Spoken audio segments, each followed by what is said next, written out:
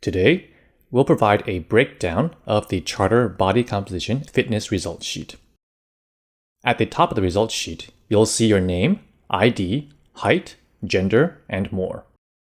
It's important to make sure user data is input correctly and that you don't have the wrong person's results sheet in your hands. At the top left of this section, you'll see total body weight.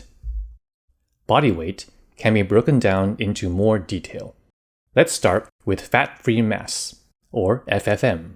As the name implies, it is the weight of everything in the body other than fat. Adding fat-free mass to fat mass is total body weight. Now let's move to the right and examine total body water, TBW, protein, and minerals. Body water is highly correlated with muscle mass, as muscle is high in water content. As such, it is common for users with high muscle mass to also have higher body water. However, you should observe if body water changes together with protein. Fluctuation in body water is quite normal. If body water is increasing, but protein remains relatively unchanged, then it's possible that increase in muscle weight is partly caused by water retention or other factors. In comparison, protein is generally relatively stable. So, long-term increase in protein is a good sign of long-term muscle mass development. Next, we have minerals. Note that this is the weight of minerals in your body, most of which is contained in your bones. This is not the same as bone density. To the right, you can see reference ranges for a normal, healthy person. Note that they are based on fat-free mass ratio rather than total body weight. Compare total body water, protein, and minerals with this range to place results in context.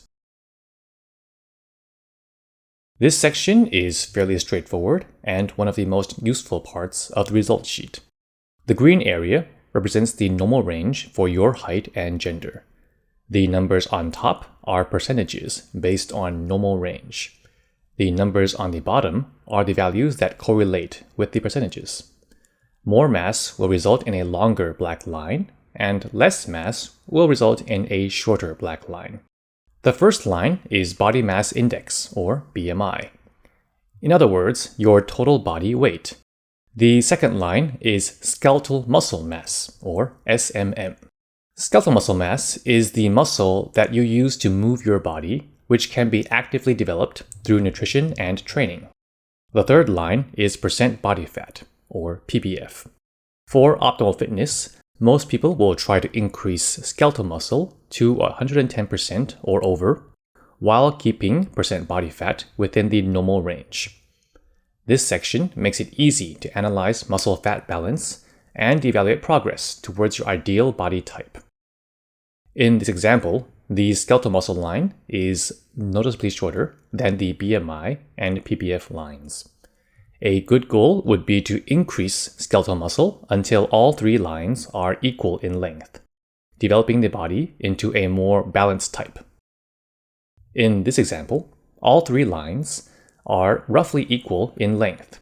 If lines are in under, maintain fat while increasing muscle. If fat is already over, try adjusting diet and training to reduce to normal. This is typically the ideal body type goal. If you have already achieved this, the next step is to maintain it.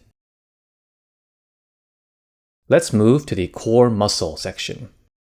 Core muscle refers to the muscles of the abdominal and pelvic cavity that support and stabilize the trunk. The more weight and muscle you have, the more important core muscle is for overall stability and athletic performance. The cross-sectional area for the L4 to L5 vertebrae of the core muscles is displayed in centimeters squared. If the core muscle score is below 60, it's a good idea to strengthen core muscles to avoid an increased risk of injury caused by insufficient core strength. Scoring is based not only on the overall development of core muscle, but also on the comparison between whole body muscle and core muscle. A higher core muscle to skeletal muscle ratio will result in a higher core muscle score. Segmental analysis divides the body into the right arm, left arm, trunk, right leg, and left leg, and will indicate how much muscle and fat you have in each section. Muscle is on the left, and fat is on the right. Similar to for the whole body, the green area marks the healthy average for that segment according to your height and gender. Common body type goals are to reach or surpass the outer edge of the green area for muscle and to stay within the green for fat. Compare muscle and fat development between different segments of the body to identify relative imbalances and compare with normal range. This is very useful for designing a workout program. For example, if you observe that you have comparatively more muscle in your arms compared to your legs, you can focus your efforts on training your lower body. The same goes for if you have big differences between the left and right side.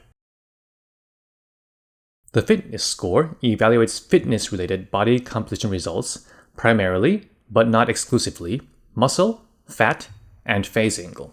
A higher appendicular skeletal muscle index, or ASMI, percentile will increase the score.